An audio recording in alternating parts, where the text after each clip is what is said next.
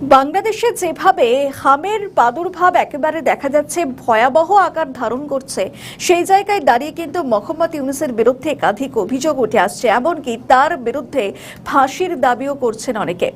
সেদিকে যেমন নজর রাখার চেষ্টা করব, অন্যদিকে নজর রাখবো যে শেখ হাসিনা বাংলাদেশে ফেরার জন্য বা তার দলকে সক্রিয় করার জন্য বাংলাদেশে তিনি নানা রকম ভাবে প্রচেষ্টা চালাচ্ছেন ভারতে বসে। আসলে কোন কোন পদ্ধতি বা কিভাবে তিনি প্রচেষ্টা চালাচ্ছেন এবং রাজনৈতিক বিশ্লেষকরা কি বলছেন এই বিষয়ে, সেটার বিষয়ে আলোচনা করব। পাশাপাশি নজর রাখবো যে এই মুহূর্তে বাংলাদেশের আইন শৃঙ্খলা পরিস্থিতি কোন জায়গায় রয়েছে। শুধু তাই নয়, ভারত বাংলাদেশ সীমান্তে সেখানেও কিন্তু নতুন করে নানা রকম বিষয় নিয়ে আলোচনা চলছে। বিএসএফ এবং বিজেপি সেখানে কিভাবে ভূমিকা পালন করছে সেটা নিয়েও আলোচনা তুঙ্গে, সেদিকেও নজর রাখার চেষ্টা করব। অন্যদিকে নজর রাখবো যে ইতিমধ্যেই বাংলাদেশে যে বিভিন্ন রকম আলোচনা চলছে, তার মধ্যে অন্যতম হলো যে তারেক রহমানের সরকারের আমলে যে বিভিন্ন সংকট তৈরি হয়েছে সেটা নিয়েও কিন্তু তুঙ্গে রয়েছে আলোচনা, সেদিকেও আমরা নজর রাখার চেষ্টা করব। অন্যদিকে নজর রাখবো বাংলাদেশের সেনাবাহিনীর দিকে। এই সমস্ত বিষয় আপনাদের সামনে তুলে ধরবো আমরা প্রতিবেদন আকারে। বাংলায় বিজেপি সরকার এসেছে মাত্র কয়েকদিন আগে, কিন্তু এর মধ্যেই ভারত বাংলাদেশ সম্পর্ক কি বাঁক নিচ্ছে অন্যদিকে। ভারতে বসবাসকারী বাংলাদেশি মুসলিমদের কি এবার ভারত থেকে সমস্ত জিনিস গোটাবার সময় এসে গিয়েছে? ক্ষমতায় আসার অনেক আগে থেকে বিজেপি বলে আসছিল যে দীর্ঘদিন ধরে ভারতে ঢুকে বসে থাকা জামাতদের ওপারে পাঠিয়ে দেবে কেন্দ্রের সরকার। সেই মতো পদক্ষেপও শুরু করে দিয়েছে বঙ্গ বিজেপি। সীমান্ত এলাকায় ৪৫ দিনের মধ্যে পুরোপুরি কাঁটাতার বসানোর কাজ শুরু করা হবে বলে জানিয়েছে প্রথম মন্ত্রিসভার বৈঠকে বাংলার নতুন মুখ্যমন্ত্রী শুভেন্দু অধিকারী। আমাদের নতুন পেজ সাবস্ক্রাইব করুন আরও বাংলাদেশের খবর পেতে। মমতা বন্দ্যোপাধ্যায়ের ১৫ বছরের রাজত্ব শেষ। ২৬-এর ভোটে বাংলা তৃণমূলকে ছুড়ে ফেলে দিয়েছে জনগণ। তৃণমূলের একাধিক কুকীর্তি যেমন দুর্নীতি, তোলাবাজ, সিন্ডিকেট, পরিবারতন্ত্র ইস্যুতে জনগণ তাদের বাউন্ডারির বাইরে পাঠিয়ে দিয়েছেন। মমতা হেরেছেন তার ঘরের কেন্দ্র ভবানীপুর থেকেই, জয়ী হয়েছেন শুভেন্দু। আর বাংলায় এবার বিজেপির এই বিপুল ভোটে জয়ের কারিগর শুভেন্দু অধিকারী। ২০২১-এর বিধানসভা ভোটের আগে তৃণমূল ছেড়ে বিজেপিতে যোগ দেন শুভেন্দু অধিকারী। তখন থেকেই রাজ্য থেকে তৃণমূলকে উৎখাটের ডাক দেন শুভেন্দু। এবার ভোটে সেই প্রতিশ্রুতি মিলে গিয়েছে শুভেন্দু অধিকারী এখন রাজ্যের মুখ্যমন্ত্রী। ভারতের সঙ্গে কেমন হতে চলেছে বাংলাদেশের সম্পর্ক, সামনে আসছে তিস্তার জল চুক্তির বিষয়ও। এতদিন তিস্তা চুক্তি নিয়ে কেন্দ্র মমতা সরকারের দিকেই আঙুল তুলে আসছিল, কিন্তু এবার তো রাজ্যে বিজেপির সরকার, ফলে তিস্তা চুক্তি নিয়ে বিজেপিকে বাংলাদেশের সঙ্গে আলোচনার টেবিলে বসতেই হবে। এ নিয়ে বাংলাদেশ জানিয়ে দিয়েছে তিস্তা চুক্তি নিয়ে ভারত যদি সমঝোতার রাস্তায় না হাঁটে তবে আইনের আশ্রয় নিতে পারে বাংলাদেশ। এ নিয়ে বাংলাদেশ সংসদে সৈয়দা রিজওয়ানা হাসান একবার জানিয়েছিলেন, তিস্তার জলবন্টন ইস্যুতে একটি বন্ধুত্বপূর্ণ সমাধান খুঁজে বের করতে ভারতের সঙ্গে আলোচনা শুরু করার আগ্রহ প্রকাশ করেছে বাংলাদেশের নতুন অন্তর্বর্তী সরকার। তবে এই ইস্যুতে চুক্তিতে পৌঁছানো সম্ভব না বলে বাংলাদেশ আন্তর্জাতিক আইনের দ্বারস্থ হতে পারে। এখানে বলে রাখা দরকার, উত্তর ভারতের ৪১৪ কিলোমিটার সুদীর্ঘ তিস্তা নদী ভারতের সিকিম, পশ্চিমবঙ্গ রাজ্য দিয়ে প্রভাবিত হয়ে বাংলাদেশে ঢুকছে। এই নদীর ওপর ভারত গজলডোবায় একটি বাঁধ দিয়ে জল প্রত্যাহার করছে ঠিকই, কিন্তু এই নিয়ে বাংলাদেশের সঙ্গে সরাসরি জল নিয়ে ভারতের কোনো চুক্তি নেই। এর আগে ১৯৯৬ সালের গঙ্গা জলবন্টন চুক্তির সময় তিস্তার চুক্তি স্বাক্ষর করার চেষ্টা করা হলেও তা এখনো বাস্তবায়িত হয়নি। সর্বশেষ ২০২১ সালের ডিসেম্বরে বাংলাদেশের সাবেক প্রধানমন্ত্রী শেখ হাসিনা ভারত সফর করার সময় দুদেশের জলবন্টন নিয়ে একবার আলোচনা হয়েছিল। সেবার আনুষ্ঠানিক চুক্তি না হলেও শেখ হাসিনা ও ভারতের প্রধানমন্ত্রী নরেন্দ্র মোদীর মধ্যে আলোচনা ও সমস্যা সমাধানের জন্য একটি নতুন প্রতিশ্রুতির ইঙ্গিত দেওয়া হয়েছিল। ওই বৈঠকের পর বাংলাদেশের অভ্যন্তরে তিস্তা নদীর সংরক্ষণ নিয়ে আলোচনার জন্য একটি কারিগরি দল পাঠানোর সিদ্ধান্ত নিয়েছিল ভারত সরকার।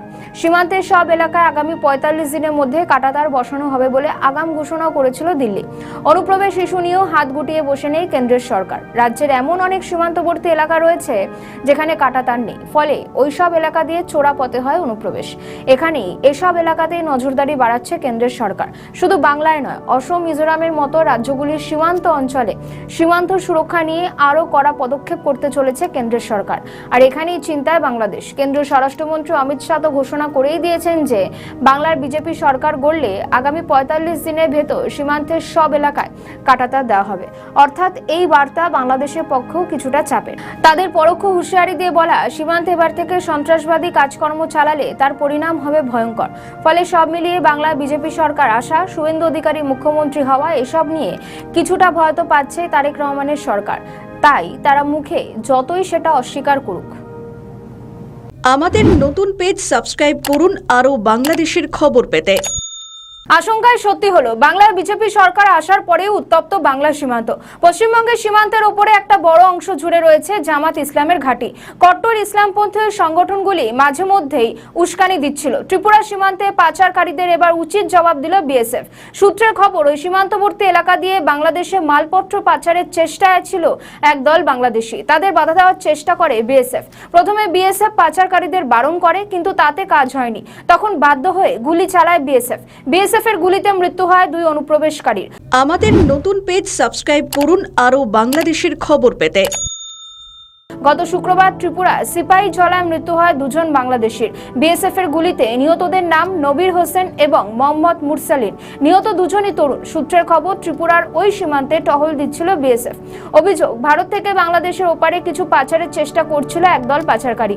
বারবার বিএসএফ তাদের সতর্ক করে, কিন্তু তাতে কোনো লাভ হয়নি। উল্টে পাচারকারীরাই বিএসএফ কে ইট পাথর ছোড়ে। এরপরই আত্মরক্ষার জন্য পাল্টা গুলি ছোড়ে বিএসএফ। গুলিবিদ্ধ 2 বাংলাদেশিকে সরকারি হাসপাতালে নিয়ে যাওয়া হলে চিকিৎসকেরা মৃত বলে ঘোষণা করে। বাংলায় বিজেপি আসার আগে থেকেই তারা অনুপ্রবেশ ইস্যু নিয়ে সুর চড়াচ্ছিল। বিজেপি আশঙ্কায় ছিল যে অমূলক নয়, তা ফের প্রমাণ হলো ত্রিপুরা সীমান্তের এই ঘটনায়। এখানেই শেষ নয়। 2 পাচারকারী মৃত্যুর ঘটনায় উদ্বেগ প্রকাশ করেছে বাংলাদেশ প্রশাসন। প্রধানমন্ত্রী তারেক রহমানের রাজনৈতিক উপদেষ্টা রুহুল কবির রিজভী জানান, আমরা 2 দেশের মধ্যে বন্ধুত্বপূর্ণ সম্পর্ক বজায় রাখতে চাই, কিন্তু সীমান্ত এলাকায় বারবার উত্তপ্ত হলে ভালো সুসম্পর্ক রাখা সম্ভব নয়। আরও বলা হয় যে শুক্রবার রাতেও ব্রাহ্মণবেড়িয়া সীমান্তে 2 জনকে গুলি করে হত্যা করা হয়। যদিও এর সত্যতা নিয়ে প্রশ্ন উঠেছে। বাংলাদেশি তরুণদের মধ্যে একটু করে সন্ত্রাসের বীজ বুনছে জামাত ইসলামের মতো সংগঠনগুলি। তাদের ঠেলে দেওয়া হচ্ছে ভারত সীমান্তে অশান্তি আর গোলমাল পাকানোর জন্য। আর ফল হচ্ছে বিএসএফ এর গুলিতে বেঘরে মারা যাচ্ছে তরতাজা এইসব যুবকেরা। এই মগজ ধোলার কাজটা করছে বাংলাদেশ। ভারত বিরোধী মনোভাব তৈরি করে দেওয়া হচ্ছে। বাংলার রাজনীতির পালাবদলের পরে বাংলাদেশ তিস্তা চুক্তি নিয়ে চিন্তাভাবনা করছে। এ নিয়ে চীনের সঙ্গে আলোচনার টেবিলে বসেছিল ঢাকা। বাংলাদেশের বিদেশ মন্ত্রী খলিলুর রহমান বেজিংয়ে গিয়েছিলেন তিস্তা চুক্তি নিয়ে কথা বলতে। চীন যদি তিস্তা চুক্তি নিয়ে হস্তক্ষেপ করে, তাহলে সেটা ভারতের পক্ষে উদ্বেগের বিষয় হবে। তখন বেজিং শিলিগুড়ি করিডোর বা চিকেন স্নেকে নজরদারি চালাতে পারে। ভারতের এই অঞ্চল ভূ রাজনৈতিক এবং বাণিজ্যের ক্ষেত্রে অত্যন্ত গুরুত্বপূর্ণ। এই এলাকায় অবৈধ প্রবেশ ও দাদাগিরি কোনোভাবেই বরদাস্ত করবে না কেন্দ্রের সরকার। তাই চীন তিস্তা চুক্তি নিয়ে বাংলাদেশকে সহায়তা করবে কিনা সেটাও দেখার। উঠে আসছে আরও কিছু তথ্য। সূত্রের খবর, বাংলাদেশের এক বিবৃতিতে জানানো হয়েছে, ভারত ও চীনের বোঝাপড়ায় নাক গলাবে না বাংলাদেশ। তার মানে বাংলাদেশ ভারত ও চীনকে নিয়ন্ত্রণ করার কথা ভাবছে। দিন দিন ভারতের বিরুদ্ধে ঝাঁজ বাড়াচ্ছে বাংলাদেশ। তারিকের সরকার কি গদিতে বসে এই উগ্রপন্থাকে প্রশ্রয় দিচ্ছেন? না হলে কি করে ওপারের ধর্মগুরুরা বলছেন কয়েক ঘন্টার মধ্যে আমরা ভারত দখল করব? এ তো বাংলাদেশ প্রশাসনের ব্যর্থতাই স্পষ্ট হচ্ছে। আমাদের নতুন পেজ সাবস্ক্রাইব করুন আরও বাংলাদেশের খবর পেতে। চাঞ্চল্যকর তথ্য বাংলাদেশে। ঢাকায় নাকি আনাগোনা করছে ডিপ স্টেটের দালালরা। কিন্তু বিষয়টা ঠিকই। ডিপ স্টেট জিনিসটা আসলে কি? ডিপ স্টেট বলতে বোঝানো হয় একটি দেশের মধ্যে আরেকটি দেশকে, অর্থাৎ একটি দেশের নির্বাচিত সরকারের পাশাপাশি ওই দেশটিতে অদৃশ্যভাবে কিছু শক্তি কাজ করে, আর সেই অদৃশ্য শক্তির ক্ষমতা নিয়ন্ত্রণ করে সংশ্লিষ্ট দেশটির প্রশাসন, পুলিশ, সেনাবাহিনী, সংবাদ মাধ্যম, শিল্প বা বাণিজ্য প্রতিষ্ঠান, এইসব কিছুকেই বলা হয় এই অদৃশ্য শক্তি স্বার্থ রক্ষা করতে গিয়ে বিভিন্ন কূটনৈতিক জাল বিস্তার করে। আমাদের নতুন পেজ সাবস্ক্রাইব করুন আরও বাংলাদেশের খবর পেতে। যে কোনো দেশেই অচিরে ডিপ স্টেটের অস্তিত্ব সেই দেশের পক্ষে উদ্বেগজনক। সূত্রে খবর, বাংলাদেশের রাজনৈতিক পালাবদলে কি কোনো ভূমিকা ছিল ডিপ স্টেটের? সরকারকে ফেলতে কাজ করেছে কোনো অদৃশ্য মাথা? তারাই নাকি কায়দা করে ইউনুসকেও সরিয়েছিল। কিন্তু এই ডিপ স্টেটের এজেন্ট কারা? সূত্রে খবর, এইসব এজেন্টদের মধ্যে রয়েছে একদল সাংবাদিকও, যারা আপাত দৃষ্টিতে ভীতু হলেও তলে তলে চক্রান্ত করে ডিপ স্টেটের কাজ করছেন। এইসব এজেন্টরা রয়েছেন বাংলাদেশের সচিবালয়। নিজেদের অবস্থান থেকে চুপিসারে থেকে দিনের পর দিন কাজ চালিয়ে গিয়েছেন এইসব ডিপ স্টেটের এজেন্ট বা দালালিরা। সূত্র বলছে যে বাংলাদেশের ভূ রাজনৈতিক গুরুত্বের জেরে একাধিক রাষ্ট্র সে দেশের ওপর ক্ষমতা কায়েম করতে চাইছে। আর এইসব দেশগুলির মধ্যে রয়েছে চীন, ভারত, রাশিয়া, আমেরিকার মতো দেশগুলি। তুলনামূলকভাবে যেসব দেশ অর্থনৈতিকভাবে ছোট, তাদেরকে গিলে খাওয়ার চেষ্টা করছে চক্রান্তকারী দেশগুলি। এর আগে বহির্বিশ্ব দেখেছে ইউক্রেনের ওপর রাশিয়ার আগ্রাসন, আর বাংলাদেশ বাংলাদেশের ওপর আমেরিকার আধিপত্যবাদ তো এখন সবার জানা। সাবেক উপদেষ্টা আসিফ মাহমুদ সাজিব ভুঁইয়ার একটি মন্তব্য বাংলাদেশে আলোড়ন ফেলে দিয়েছিল। তিনি দাবি করেছিলেন, ডিপ স্টেট গোষ্ঠী থেকে সাবেক অন্তর্বর্তী সরকারকে আগামী 2029 সাল পর্যন্ত বাংলাদেশের ক্ষমতায় থাকতে প্রস্তাব দেওয়া হয়েছিল। শুরুর দিকে আমাদেরকে বিভিন্ন শক্তিশালী ইনস্টিটিউশন, শক্তিশালী যাদেরকে আসলে ডিপ স্টেট বলা হয়, তাদের থেকে আমাদেরকে অফার করা হয়েছিল যে আপনারা শেখ হাসিনার যে মেয়াদ আছে 2029 সাল পর্যন্ত, সেটা শেষ করেন, আপনারা শেষ করেন, আমরা আপনাদেরকে সহযোগিতা করি। তাদের সার্টেন কিছু শর্ত ছিল যে তাদেরকে কিছু কিছু জায়গায় ফেসিলিটেট করা, এবং তারা পুরো রোডম্যাপও করে নিয়ে এসেছিল যে বিএনপির নেতাদের তো সাজা আছে, তো সাজা থাকলে সাধারণভাবে নির্বাচন দিলেও তারা নির্বাচন করতে পারবে না। তো তাদের সাজাগুলো না করে আদালতের মাধ্যমে এগুলো লেংদি করে, আপনারা তো জানেন সেটা কিভাবে করা যায়। চাঞ্চল্যকর দাবি এনে আসিফ জানান, অন্তর্বর্তী সরকারের প্রথম 3-4-5 মাসে বিভিন্ন আলোচনায় ডিপ স্টেটের গোষ্ঠী থেকে কিছু প্রস্তাব দেওয়া হয়। বলা হয়েছিল তাদের কিছু স্বার্থ রক্ষা করলে তারা অন্তর্বর্তী সরকারকে দীর্ঘদিন ক্ষমতায় রাখতে আগ্রহী, কিন্তু তখন অন্তর্বর্তী সরকার ডিপ স্টেটের এই প্রস্তাবে সাড়া দেননি। ফলে গোটা বিষয়টি ধামাচাপা পড়ে যায়। সরকার যে কোনোভাবেই হোক ভোট করানোর ব্যাপারে বদ্ধপরিকর ছিল, তাই তারা ডিপ স্টেটের সঙ্গে আলোচনার রাস্তায় আসেনি। কিন্তু এই ডিপ স্টেটের চক্রান্তকারীরা কারা ছিল সে ব্যাপারে আসিফ মাহমুদ স্পষ্ট করে বলতে রাজি হননি। এই নিয়ে এনসিপির আহ্বায়ক এবং সাবেক অন্তর্বর্তী সরকারের উপদেষ্টা নাহিদ ইসলামও মুখ খুলেছিলেন। আরও একটি বিষয় নিয়ে তিনি মন্তব্য করেছিলেন। তিনি জানান, শরীফ ওসমান হাদি হত্যায় জড়িত ছিল ডিপ স্টেটের কোনো গোষ্ঠী, তবে এক্ষেত্রেও সামনে আসেনি মূল চক্রান্তকারীদের নাম বা পরিচয়। সব মিলিয়ে তাহলে বাংলাদেশে একের পর এক চাঞ্চল্যকর ঘটনায় কি সত্যিই ডিপ স্টেটের হাত রয়েছে, নাকি এসবই সরকারের তৈরি করা গুজব, যা নিয়ে নতুন করে জলঘোলা শুরু হয়েছে পদ্মা পারে। আমাদের নতুন পেজ সাবস্ক্রাইব করুন আরও বাংলাদেশের খবর পেতে। ভারত বাংলাদেশের সম্পর্ক এবার সুদৃঢ় হবে, নাকি ভূ রাজনৈতিক ক্ষেত্রে আরো জটিল হবে দুদেশের অভ্যন্তরীণ সম্পর্ক? কেন এবার চীন উৎসাহী হয়ে উঠছে তিস্তা চুক্তি নিয়ে? কি উদ্দেশ্য রয়েছে বেজিং এর? সম্প্রতি ভারতের বিদেশ মন্ত্রকের মুখপাত্র রণধীর জয়সওয়াল বলেন, ভারতের সীমান্ত সুরক্ষা অগ্রাধিকারের কথা। সাংবাদিক বৈঠকে তিনি জানান, সীমান্তের নিরাপত্তা সুনিশ্চিত করাই আমাদের অগ্রাধিকার। তিনি আরো বলেন, বাংলাদেশের সঙ্গে যে বিষয় নিয়ে আলোচনা হয় তার মধ্যে অনুপ্রবেশ ইস্যু অন্যতম। সূত্রের খবর, ভারতে অবৈধভাবে বসবাস করছেন এমন 2860 জনের বেশি মানুষের নাগরিকত্ব যাচাইয়ের জন্য বাংলাদেশ সরকারকে ভারত অনেক আগেই অনুরোধ করেছিল। আমাদের নতুন পেজ সাবস্ক্রাইব করুন আরও বাংলাদেশের খবর পেতে। রণধীর বলেন, আমাদের এই নিয়ে অনুমান ওই বসবাসকারী সবাই বাংলাদেশি, কিন্তু বাংলাদেশ এখনো ওই বিষয়ে কিছুই জানায়নি বলেও দাবি করেন রণধীর জয়সওয়াল। অর্থাৎ অনুপ্রবেশ ইস্যু যে অনেকদিন ধরেই ভারতের কাছে একটি মাথা ব্যথা, তা ফের স্পষ্ট করেছেন ভারতের বিদেশ মন্ত্রকের মুখপাত্র। ওই বৈঠকে উঠে এসেছে তিস্তা পানি বন্টন চুক্তিও। সাংবাদিকের প্রশ্নে রণধীর জয়সওয়াল জানিয়েছেন, বিশ্বের যে কোনো ঘটনার উপরেই সতর্ক নজর রয়েছে ভারত সরকারের। তিস্তা চুক্তি নিয়েও তেমনই নজর রয়েছে ভারতের। তিনি আরো জানান, প্রতিবেশী দেশগুলির সঙ্গে ভারতের সম্পর্কে পারস্পরিক স্বার্থ সবসময় গুরুত্বপূর্ণ। সূত্রের খবর, তিস্তা চুক্তি নিয়ে ভারতকে পদক্ষেপ করতে হলে অগ্রাধিকার দিতে হবে উত্তরবঙ্গকে। এর কারণ, ওই এলাকাতেই প্রথম রাজ্যে 2019-এ লোকসভা ভোটে বহু আসন পেয়েছিল বিজেপি। তাই তিস্তা চুক্তিতে উত্তরের মানুষকে বঞ্চিত করলে উত্তরবঙ্গের ভোট ব্যাংকও হাতছাড়া হবে বিজেপির। এত বড় ভুল তারা করবে বলে মনে করছেন না রাজনৈতিক আলোচকরা। আবার সম্প্রতি তিস্তা নিয়ে চীন সফর করে এসেছেন বাংলাদেশের বিদেশ মন্ত্রী খলিলুর রহমান। তার মানে কি ঢাকা তিস্তা চুক্তি নিয়ে হাত পাতবে চীনের কাছে, নাকি ভারত সহযোগিতা না করলে ঢাকার পরবর্তী লক্ষ্য হবে চীন? কিন্তু ভারত সরকারকে কিছুটা হলেও চাপে রাখছে চীনের দাদাগিরি, যেটা এর আগেও করে এসেছে বেজিং। সূত্র বলছে, তিস্তা জলচুক্তি প্রকল্প নিয়ে বাংলাদেশের সঙ্গে চীনের কাছাকাছি আসা দিল্লি মোটেই চাইছে না। এক নামী ভারতীয় সংবাদ মাধ্যম জানাচ্ছে, বহুদিন ধরেই চীনের তিস্তা প্রকল্পে আগ্রহের বিষয় ভারতের কাছে উদ্বেগের। এটি বাস্তবায়িত হলে কৌশলগতভাবে শিলিগুড়ি করিডোর বা চিকেন স্নেকের ঘাড়ের কাছে নিঃশ্বাস ফেলবে চীন। সেক্ষেত্রে বাণিজ্যিক অঞ্চলে শুরু হয়ে যাবে বেজিং এর দাদাগিরি, যা এর আগে প্রকৃত নিয়ন্ত্রণ রেখায় যেটা করে দেখিয়েছে লাল ফৌজ। সূত্রের খবর, তিস্তা নিয়ে যে পরিকল্পনা বাংলাদেশে রয়েছে তার নাম comprehensive management and restoration of Teesta river project. এই প্রকল্পের মধ্যে রয়েছে 102 কিলোমিটার নদী খুঁড়ে তিস্তার গভীরতা বৃদ্ধি, তিস্তার দুপাশে 203 কিলোমিটার বাঁধ তৈরি করে ভাঙন রোধের মতো কাজও। এখানে বিপদ দেখছে নয়াদিল্লি। কেন্দ্র সরকারের মতে কোনোভাবেই চীন যদি এই তিস্তা প্রকল্পে নাক গলাতে চায় তবে ভারতের উত্তর পূর্বাঞ্চল চীনের নিশানার মধ্যে চলে আসবে। ফলে অধরা ইচ্ছেকে বাস্তবায়িত করতে উঠে পড়ে লাগবে চীন। সব মিলিয়ে চীনের তিস্তা উৎসাহকে ইতিবাচকভাবে দেখছে না ভারত সরকার। ভারতের শত্রু দেশের মধ্যে অন্যতম চীন, আর সেই চীনে গিয়ে তাদের সঙ্গে মাখামাখি কিভাবে দেখবে নয়াদিল্লি? স্বভাবতই খুব ভালোভাবে যে ঢাকা চীনের সম্পর্ককে ভারত দেখছে না এটা স্পষ্ট। আমাদের নতুন পেজ সাবস্ক্রাইব করুন আরও বাংলাদেশের খবর পেতে। জুলাই আন্দোলনে একের পর এক মামলার কথা উঠে আসছে যেগুলি একদম ভুয়ো। শেখ হাসিনার বিরুদ্ধে যে মামলাগুলো এসেছে সেগুলি অত্যন্ত ভয়ঙ্কর। এখন দেখা যাচ্ছে ৮০% মামলা ভুয়ো। পুলিশ ব্যুরো ইনভেস্টিগেশন বা পিবিআই তদন্তে ভয়ানক বিষয়গুলি উঠে এসেছে।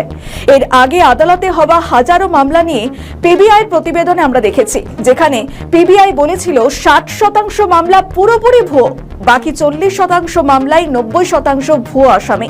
এই শত শত ভুয়া মামলার প্রেক্ষিতে আদৌ কি কোনো পদক্ষেপ করা হবে, নাকি এইভাবেই চলতে থাকবে পদ্মা পারে? উল্টো দিকে আবার দেখা গিয়েছে জুলাই যে অপরাধ হয়েছে সেখানে জুলাই যোদ্ধারা জড়িত থাকলে সেগুলির বিরুদ্ধে কোনো মামলা করা যাবে না। এদিকে একাধিক ভুয়ো মামলা হয়েছে যাতে আওয়ামী লীগ আরো বেশি করে কাঠগড়ায় ওঠে। কিন্তু প্রশ্ন, আওয়ামী লীগ তো এমনিতেই বিতর্কিত, সেখানে দাঁড়িয়ে আর নতুন করে প্রচেষ্টা কেন? জার্মানির একটি গণমাধ্যম বলছে যে জুলাই গণঅভ্যুত্থানের সময়ের ঘটনার অন্তত 14টি ভুয়ো মামলা করা হয়েছে, যেগুলি বেরিয়ে এসেছে এখন। পিবিআর এক তদন্তে দেখা গিয়েছে ১০ম শ্রেণীর এক শিক্ষার্থীকে গুলি করা হয়েছে। এমন একটা অভিযোগে সিলেটের কোম্পানিগঞ্জে স্থানীয় রাজনৈতিক নেতাদের বিরুদ্ধে হত্যা চেষ্টার মামলা করেন ওই শিক্ষার্থীর মা। কিন্তু তদন্তে কি উঠে এলো?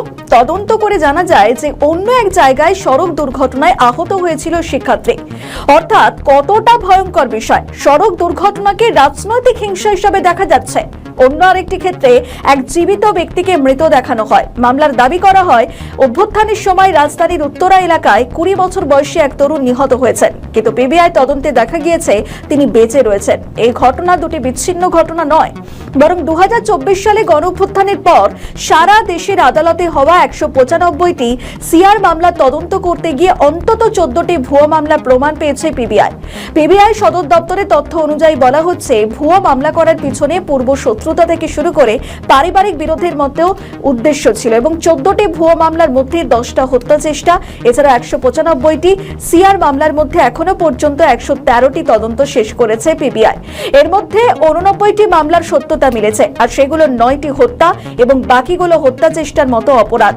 এমনকি তথ্য বিশ্লেষণে দেখা গিয়েছে এই 89টি মামলায় মোট ৬,৮৪৪ জনকে আসামি করা হয়েছে, কিন্তু তদন্ত শেষে মাত্র ১,৩৪৩ জনের বিরুদ্ধে প্রমাণ পাওয়া গিয়েছে। পুলিশের রিপোর্টে যদি এমন তথ্য উঠে আসে সেটা তো ভয়ঙ্কর। কখনো বাইক দুর্ঘটনাকে গুলি করে খুনের দাবি, আবার কোথাও দেখানো হয়েছে জীবিতকে মৃত হিসাবে। এখানেই অনেকে বলছেন অসংখ্য ভুয়ো মামলা করে ব্যবসা করা হয়েছে। জুলাই অভ্যুত্থানকে জনগণের কাছে আরো গ্রহণযোগ্য করে তুলতে কার্যত এই প্রয়াস, আর এর পিছনে কাদের হাত থাকতে পারে সেটা সহজেই অনুমান করা যায়।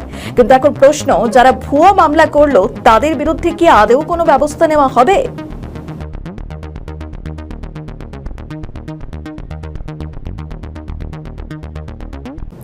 বাংলাদেশে একই কাণ্ড, দেশকে চালাচ্ছে মোহাম্মদ ইউনূস, কিন্তু তিনি তো সরকারে নেই। তাহলে পদ্মা পারে হচ্ছেটা কি? আসলে বাংলাদেশের রাজনীতিতে ঘুরে ফিরে আসছে মাইলস্টোন বিপর্যয়। 2025 সালে 21শে জুলাই দুপুরে একটি প্রশিক্ষণ বিমান F7 উড়ানের পরেই মাইলস্টোন স্কুল অ্যান্ড কলেজে ভেঙে পড়েছিল। আর ওই মর্মান্তিক দুর্ঘটনায় 28 জন শিক্ষার্থী, 3 শিক্ষিকা, 3 অভিভাবক সহ মোট 35 জনের মৃত্যু হয়েছিল। এছাড়া অগ্নিদগ্ধ হয়ে বিকলাঙ্গ হয়ে যান 172 জন। আমাদের নতুন পেজ সাবস্ক্রাইব করুন আরও বাংলাদেশের খবর পেতে। বিমান দুর্ঘটনায় পাইলট ফ্লাইট লেফটেন্যান্ট তাকির ইসলামের মৃত্যু হয়েছিল। ভয়াবহ বিমান বিপর্যয়ে 1 বছর কেটে গিয়েছে, কিন্তু তার রেশ এখনো রয়েছে। আর এই বিপর্যয়ে ইউনূস এবং তার সাঙ্গপাঙ্গদের আড়াল করার চেষ্টা চলছে, আর এই চেষ্টা করছেন বাংলাদেশের প্রাক্তন সেনারাই। বছর কয়েক আগে বাংলাদেশের উত্তরায় মাইলস্টোন স্কুলে আছড়ে পড়ে একটি যুদ্ধ বিমান, আর এই মর্মান্তিক দুর্ঘটনায় মৃত্যু হয় একাধিক জনের। আর এই ঘটনায় অবহেলায় অভিযোগ তুলে ইউনূস সরকারের একাধিক শীর্ষ কর্তাদের বিরুদ্ধে আদালতে মামলা করা হয়। তবে আদালতে গ্রাহ্য হয়নি ওই মামলাটি, উল্টে মামলাকারীকে জঙ্গি সংগঠনের সদস্য বলে দাগিয়ে দেওয়া হয়। এখান থেকেই এই ঘটনার সূত্রপাত। সূত্র বলছে, বাংলাদেশের উত্তরায় মাইলস্টোন স্কুল অ্যান্ড কলেজে বিমান দুর্ঘটনায় অবহেলার অভিযোগে সাবেক অন্তর্বর্তী সরকারের প্রধান উপদেষ্টা মোহাম্মদ ইউনূস সহ 16 জনের বিরুদ্ধে মামলা করা হয়েছিল। পূর্বতন সরকারের বিরুদ্ধেই মামলা করেন ওসাইমাং মারমা। চাঞ্চল্যকর অভিযোগ, খোদ মামলাকারীকেই কুকি চীন ন্যাশনাল ফ্রন্টের এজেন্ট বলে দাবি করেছে বাংলাদেশের সাবেক এক্স ফোর্সেস অ্যাসোসিয়েশন। তার মানেটা কি দাঁড়ালো? যে ভয়াবহ কাণ্ডে নিরীহ এতগুলো মানুষের প্রাণ গিয়েছিল তা নিয়ে খোদ প্রাক্তন সরকারের গাফিলতির বিরুদ্ধে মুখ খোলায় বিপদ হলো মামলাকারীরই। এ তো শিব ঠাকুরের আপন দেশে আইন কানুন সর্বনেশের মতো ব্যাপার। আর এখানেই ইউনূসকে আড়াল করার চেষ্টা করছেন তারই সাবেক সেনাকর্তারা। ঢাকায় এক সংবাদ সম্মেলনে সাংবাদিকদের প্রশ্নের জবাবে এমনই দাবি করেছেন এক্স ফোর্সেস অ্যাসোসিয়েশনের সংগঠনটির সভাপতি লেফটেন্যান্ট সাইফুল্লাহ খান সোয়েব। তিনি আরো এক ধাপ এগিয়ে বলেন, মাইলস্টোন স্কুল অ্যান্ড কলেজে বিমান বিপর্যয় মামলার আবেদন নিয়ে তিনি প্রশ্ন তোলেন, এই মামলাটি কত মাস পরে করা হলো? কে করলেন মামলা? মামলাকারী ওসাইমাং মারমার ব্যাপারে খোঁজ নিন। তিনি কে? তিনি কোথা থেকে উঠে এসেছেন? এগুলো সমস্ত কিছু আগে জানুন। সাইফুল্লাহ খান সোয়েব আরো চীনা সশস্ত্র বাহিনীর সঙ্গে যোগসাজশ রয়েছে ওই মামলাকারীর। মামলাকারীকে চীনা জঙ্গি কুকি বলেও আক্রমণ করেছেন তিনি। কুকি চীন ন্যাশনাল ফ্রন্ট চট্টগ্রামের সক্রিয় একটি নিষিদ্ধ জঙ্গি গোষ্ঠী, যারা চট্টগ্রামের জামায়াত ইসলামী সংগঠন আনসারুল হিন্দাল সার্কিয়াকে ট্রেনিং দেয়। জঙ্গি সংগঠন কুকি চীনের বিরুদ্ধে অভিযানও চালানো হয়েছিল। তাতে সন্ত্রাসীদের গুলিতে মৃত্যু হয়েছিল একাধিক সশস্ত্র বাহিনীর আধিকারিকের। মাইলস্টোন কাণ্ডের 7ই মে সাবেক অন্তর্বর্তী সরকারের প্রধান উপদেষ্টা ইউনূস সহ 16 জনের বিরুদ্ধে করা মামলার আবেদন খারিজ করে দেয় আদালত। বিমান বাহিনীর সঙ্গে জঙ্গিদের জড়ানো হচ্ছে বলেও অভিযোগ তুলেছেন এক্স ফোর্সেস অ্যাসোসিয়েশনের সংগঠনের সভাপতি লেফটেন্যান্ট সাইফুল্লাহ খান সোয়েব। বিমান দুর্ঘটনায় ক্ষতিপূরণের ঘোষণা করা হলেও পরিবারগুলি তা খারিজ করেছিল। এখনো পর্যন্ত এই ঘটনার তদন্ত কতটা এগিয়েছে শুধু যান্ত্রিক ত্রুটি বলে ওই ভয়াবহ দুর্ঘটনা এড়িয়েছিল প্রশাসন, এর দায় কে নেবে? আমাদের নতুন পেজ সাবস্ক্রাইব করুন আরও বাংলাদেশের খবর পেতে। বাংলাদেশ সরকার চালাতে গিয়ে কি হাসফাস অবস্থা তারেক রহমানের? একে তো দেশে হা করে রয়েছে একাধিক সমস্যা, যেগুলি সমাধান না করে সরকার অন্যদিকে মোড় ঘুরিয়ে দিতে চাইছে। সম্প্রতি বাংলাদেশের সুপ্রিম কোর্ট বার অ্যাসোসিয়েশনের ভোট হয়, আর এ নিয়ে মঞ্জুরুল আলম পান্নার সঙ্গে অনলাইন আলোচনায় অংশ নিয়েছিলেন জাতীয় পার্টির মহাসচিব শামীম হায়দার পাটোয়ারি। সম্প্রতি সুপ্রিম কোর্টে বারের ভোটে প্রার্থী পদ বাতিল করে দেওয়া হয়েছিল প্রায় 40 জনের। এর কারণ হিসেবে দেখানো হয়েছিল আওয়ামী লীগের তার বিভিন্ন সংগঠনের সঙ্গে রাজনৈতিক কার্যকলাপে জড়িত থাকার অভিযোগ। আমাদের নতুন পেজ সাবস্ক্রাইব করুন আরও বাংলাদেশের খবর পেতে। আওয়ামী লীগের বিরুদ্ধে আইন এনে বিএনপি সরকার আগেই সংসদে ওই দলকে বাতিল ঘোষণা করে দিয়েছে। এবার কোপ পড়েছে ওই দলের সমর্থনকারী আইনজীবীদের ওপরেও। এছাড়াও মনোনয়নপত্র বাতিল হওয়া নিয়ে নির্বাচনের সাব কমিটি, বারের এখনকার হ্যাডক কমিটি এবং মনোনয়ন বাতিল হওয়া প্রার্থীদের মধ্যে অসন্তোষ তৈরি হয়েছে। প্রার্থীদের অভিযোগ, নোটিশ ছাড়াই পুরোপুরিভাবে অবৈধভাবে তাদের প্রার্থী পদ বাতিল করে দেওয়া হয়েছে। কিন্তু এদিকে নির্বাচন সংক্রান্ত সাব কমিটির দাবি, মনোনয়ন পর্ব যাচাই বাছাই করা তাদের এখতিয়ারের মধ্যে পড়ে না। কেন প্রার্থী পদ বাতিল, এই নিয়ে বিএনপি সরকারের তীব্র সমালোচনা করেছেন জাতীয় পার্টির মহাসচিব শামীম হায়দার পাটোয়ারি। তিনি বলেন, এই ভোট পুরোপুরি একতরফা ভাবে করানো হয়েছে, যার ফলে এই ভোটে 40 জন প্রার্থীর নাম বাতিল করার অভিযোগ উঠেছে।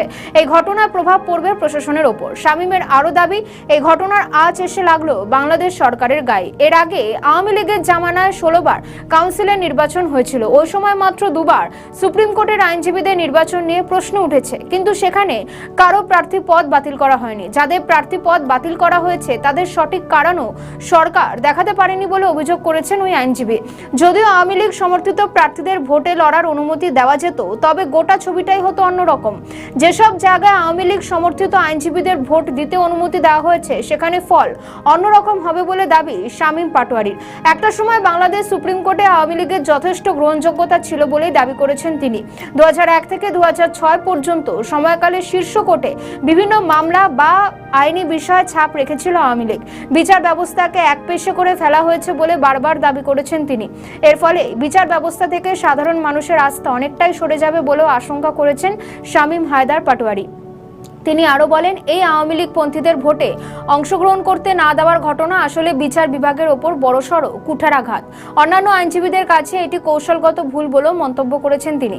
এই ঘটনা সরকারের স্বৈরাচারী দিকটিকেই যে তুলে ধরলো তাও মনে করিয়েছেন তিনি। আর যে কোনো দেশের সরকার যদি স্বৈরাচারী হয়ে যায় তাহলে সে দেশে ঢেউয়ের মতো আসে গণ অভ্যুত্থান। অতীতে জুলাই বিপ্লবের সরকারের পতনই এর অন্যতম বড় উদাহরণ। তাহলে কি বিএনপি সরকারের জামানাতেও ঘটবে গণ অভ্যুত্থান? দেশ এই গণ অভ্যুত্থানকে অচিরে ডেকে আনছে বলে আশঙ্কা তার। কথায় কথায় উঠে এসেছে মার্কিন বাণিজ্য চুক্তি বাতিল না করতে চাওয়ার প্রসঙ্গ। এ নিয়ে সরকারের তথ্য উপদেষ্টা জানিয়েছেন, জায়েদুর রহমান মার্কিন যুক্তরাষ্ট্রের সঙ্গে দ্বিতীয় দফার চুক্তি অনুযায়ী পর্যালোচনার রাস্তায় হাঁটতে চায় বাংলাদেশ। বাংলাদেশ সচিবালয় সরকারের ভূমিকা নিয়ে এক সাংবাদিক সম্মেলনে তিনি এই পর্যালোচনার প্রসঙ্গ আনেন। তিনি আরো বলেন, প্রধানমন্ত্রীর সঙ্গে এই বিষয়ে কথা হয়েছে, আমরা এই চুক্তি নিয়ে পর্যালোচনা করছি। এই চুক্তি বাতিল করা হলে তার প্রভাব কি হতে পারে সেটাও আমাদের বিবেচনা করতে হবে। সেক্ষেত্রে আমরা এই চুক্তি আরেকবার পর্যালোচনা করব। সেটা আমি ইস্যুতে কথা বলেছি। আমরা সরকারের মধ্যেও আমরা এই চুক্তিটা নিয়ে কিছু পর্যালোচনা, এবং চুক্তি এটা খুবই শক্তিশালী চুক্তি, এবং এটা বাতিল করে দেওয়ার ইম্প্যাক্ট কি হতে পারে নিশ্চয়ই আমরা বুঝতে পারি, বা কোন প্রেক্ষাপটে এই চুক্তিটা স্বাক্ষরিত হয়েছে সেটাও আমরা বুঝতে পারি। কিন্তু ওই যে বললাম, ওই সুযোগটা তো আমরা নিতে পারি যে এই চুক্তি রিকনসিডার করা কিছু কিছু জায়গায়, যে যে জায়গাগুলোকে আমরা বেশি সমস্যাজনক মনে করি, রাষ্ট্রের জন্য ক্ষতিকর মনে করি, হতে পারে মনে করছি, সেগুলো নিয়ে আমরা আগে আমাদের প্রাথমিক বিবেচনা করব, এবং আমি আশা করি যে আমরা সেরকম একটা নেগোসিয়েশনে তাদের সাথে যেতে চাই। বাতিল করাটা বাইল্যাটারাল সম্পর্ক বা রেসিপ্রোকাল ট্যারিফের যে সংকট আছে সেটা আবার চলে আসার সম্ভাবনা। সব মিলিয়ে সীমাহীন ক্ষমতার এক অদৃশ্য ফাঁদে পড়ে গিয়েছে তারেক রহমানের বিএনপির সরকার। তারই কি বড়সড় কোনো মাসুল দিতে হবে তাদের এবার? এর উত্তর দেবে সময়। আমাদের নতুন পেজ সাবস্ক্রাইব করুন আরও বাংলাদেশের খবর পেতে। বাংলাদেশ বসে বসে সমস্ত সুযোগ সুবিধা নেবে ভারতে, সেটা তেল, চিকিৎসা পরিষেবা থেকে শুরু করে জ্বালানি। কিন্তু উল্টে ভারতের বিরুদ্ধে কুকথা বলা হবে। কিন্তু ওই যে ফাঁদে পড়লে বগা কাঁদে, মানে কোনো বড়সড় সমস্যা দেখা দিলে তখন ভারতেরই পা ধরতে হবে। তখন ভারতে পরিত্রাতা, ভারতই মসিহা, আর অন্য সময় যত ভারত বিরোধী মন্তব্য। কখনো সেভেন সিস্টার্স দখল করব, কখনো বা আমাদের ঠুটো জগন্নাথ সেনারা নাকি কলকাতা দখল করে নেবে, আবার কখনো তো চোখের পলকে মুসলিমদের খেপিয়ে ভারত দখল করে নেব। আমাদের নতুন পেজ সাবস্ক্রাইব করুন আরও বাংলাদেশের খবর পেতে।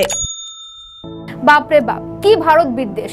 অথচ সে দেশের সাবেক প্রধানমন্ত্রী শেখ হাসিনাকে তার মহাসংকটকালে আশ্রয় দিয়েছে এই ভারতই। অর্থাৎ যে থালায় খাচ্ছি তাতেই ফুটো করছি। এই তো বাংলাদেশের একদল জঙ্গি মানসিকতা পুষে রাখা মানুষের দৃষ্টিভঙ্গি। ভারতকে কুকথা বলে বিপদে সে দেশেই ছুটতে হয়েছে এমন উদাহরণ ভুরি ভুরি আছে। যা নবতম সংস্করণ প্রাক্তন বাংলাদেশি ফুটবলার কায়সার আহমেদের মেয়ে করিনা আহমেদ।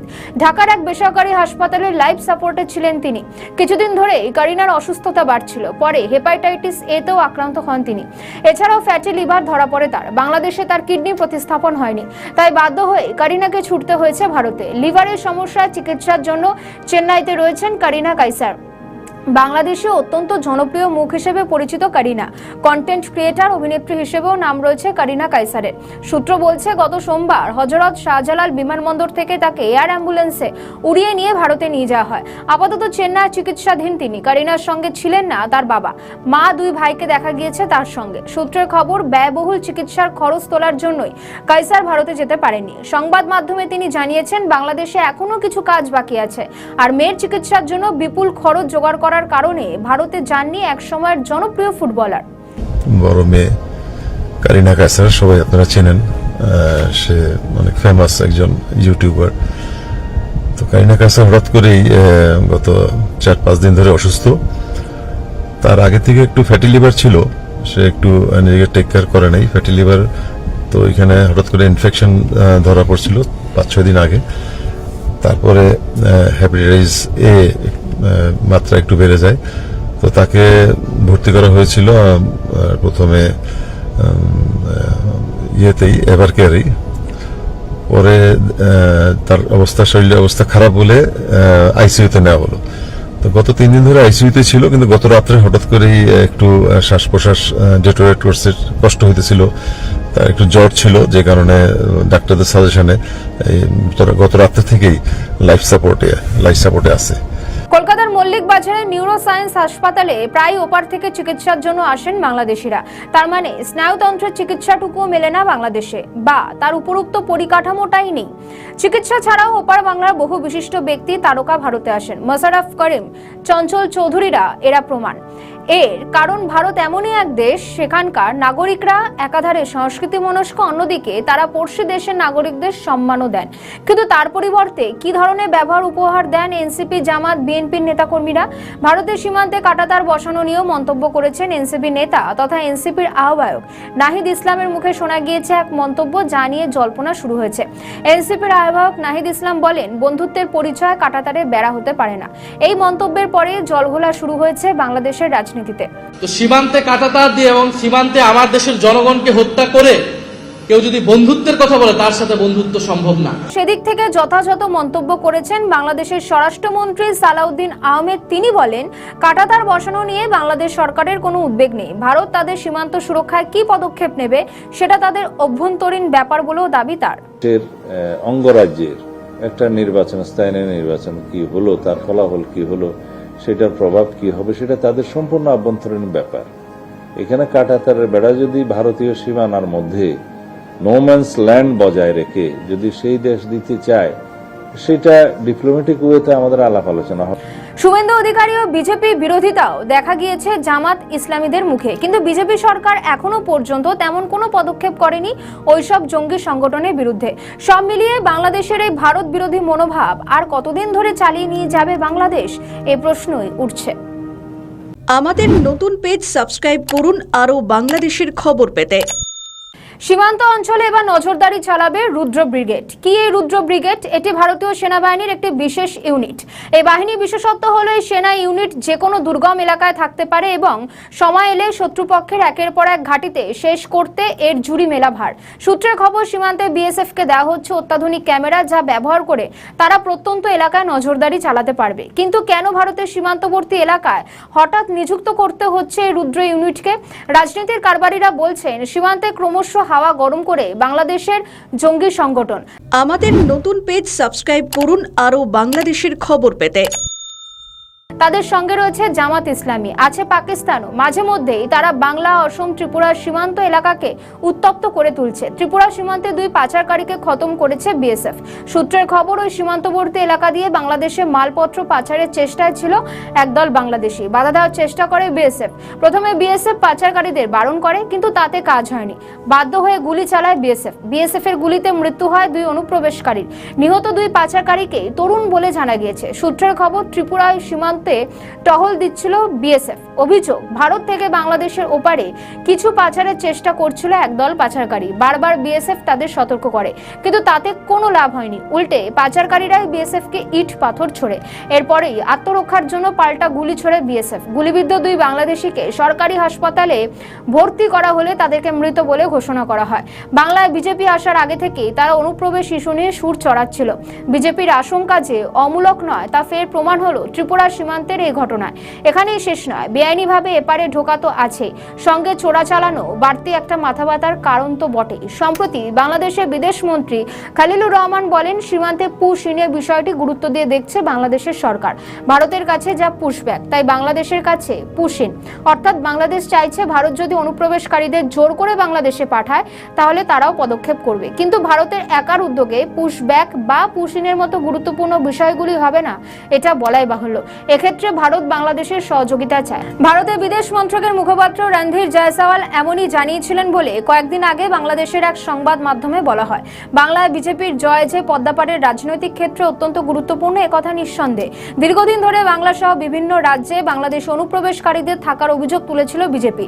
এই বিপুল অনুপ্রবেশকারীদের ফেরত পাঠাতে এবং ভোটার তালিকা সংশোধন করতেই চালু করা হয়েছিল এসআইআর। ভোটার তালিকায় বিশেষ সংশোধনের ফলে এবার বাংলায় বহু ভুতুরে ভোটারের নামে কাজই চলেছে বলেও জানা গিয়েছে। স্বভাবতই বিজেপি এবার চাইছে যে এইসব অবৈধ অনুপ্রবেশকারীদের বাংলাদেশে পাঠাতে। অবৈধ বাংলাদেশিদের ফেরত পাঠালে ওপারের সরকারকেও নাগরিকত্ব প্রমাণ করতে হবে। ফলে সেদিক থেকে বাংলাদেশ প্রশাসন যে চাপে পড়বে সেটাই স্বাভাবিক। কয়েকদিন আগেই কক্সবাজারে দেখা গিয়েছিল আলোর ঝলকানি। পরে জানা যায় ঝলকানি আসলে ভারতের অগ্নি 6 মিসাইল। এর মানে ডিআরডিও তার প্রতিরক্ষা ভান্ডারকে আরো মজবুত করার লক্ষ্যে এগোচ্ছে, যাতে পড়শি কোনো বেগরবাই করলেই তার উচিত জবাব দিতে পারবে নয়াদিল্লি। সম্প্রতি তিস্তার জল চুক্তি নিয়ে চীন সফরে গিয়েছিলেন বাংলাদেশের বিদেশমন্ত্রী। চীন ঢাকাকে তিস্তা নিয়ে সাহায্য করবে কিনা সেটা তো পরের বিষয়, কিন্তু এর মধ্যে সতর্ক দৃষ্টি রয়েছে ভারতের। নয়াদিল্লি কখনোই চাইবে না যে চীন তিস্তা চুক্তি নিয়ে অযথা নাক গলাক, কারণ তাহলে শিলিগুড়ি করিডোর বা চিকেন স্নেকে তাদের নজর দিতে হবে। সবটা মিলিয়ে আগামী দিনগুলিতে অমিত শাহের প্রতিশ্রুতি মতো অরক্ষিত এলাকাগুলিতে পুরোপুরি কাঁটাতার বসানো যায় কিনা সেটাই অত্যন্ত গুরুত্বপূর্ণ। আমাদের নতুন পেজ সাবস্ক্রাইব করুন আরও বাংলাদেশের খবর পেতে। বাংলাদেশে কি ফের শুরু হলো নৃশংসতা? না হলে এমন শিউরে ওঠা ঘটনা ঘটে কি করে? আইন কোথায় সে দেশে, যেখানে এক ছাত্রলীগ নেতাকে খুন করে তাকে ঝুলিয়ে দেওয়া হয়? গভীর রাতে বিএসআরএম ডিপো এলাকায় দেখা যায় ওই নারকীয় দৃশ্য। দেখা যায় সাগরিকা ফ্লাইওভার থেকে ঝুলছে এক দেহ। নিহত ওই ব্যক্তির নাম কাউসার রাউজান। তিনি উপজেলা উর্কিড চরের বাসিন্দা ছিলেন। কিন্তু কেন এই সহিংসতা? এই নিয়ে এখন নানা মনির নানা মত। ছাত্রলীগের চট্টগ্রাম মহানগরের সাবেক কিছু নেতার দাবি, আমাদের নতুন পেজ সাবস্ক্রাইব করুন আরও বাংলাদেশের খবর পেতে। কাউসারকে পরিকল্পিতভাবে হত্যা করে কেউ বা কারা ফ্লাইওভারে ঝুলিয়ে দিয়েছে। তবে খুনের দাবিকে গুজব বলেছে পুলিশ। পুলিশের প্রাথমিক তাদের ধারণা কাউসার আত্মহত্যা করেছেন। কিন্তু কেন আত্মহত্যা করলেন তিনি? কি ছিল এর কারণ? এই নিয়ে সংশ্লিষ্ট পাহাড়তলী থানার যেখানে এসআই মাসুদুর রহমান জানিয়েছেন, মৃত ব্যক্তি নিরাপত্তা কর্মী হিসেবে কাজ করতেন। পুলিশ আরও জানিয়েছে যে তিনি মাদকাসক্ত ছিলেন এবং দীর্ঘদিন ধরে মানসিক অবসাদে ভুগছিলেন। তাই যদি হবে তাহলে কেন উড়ালপুল থেকে নিজেকে শেষ করলেন তিনি?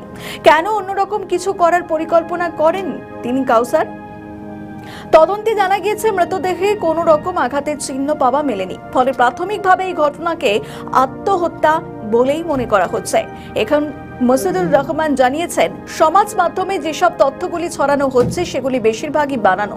তবে পাল্টা যুক্তি এবং ব্যাখ্যা দিচ্ছেন আওয়ামী লীগের ছাত্ররা। ছাত্রলীগের নেতা কর্মীদের তাদের অভিযোগ, কাউসারকে প্রথমে অপহরণ করা হয়েছিল, এরপর তাকে খুন করে ফ্লাইওভারে ঝুলিয়ে রাখা হয়েছে। এমনিতেই আওয়ামী লীগকে প্রায় 2 বছর ধরে নিষিদ্ধ করে রাখা হয়েছে বাংলাদেশের রাজনীতিতে।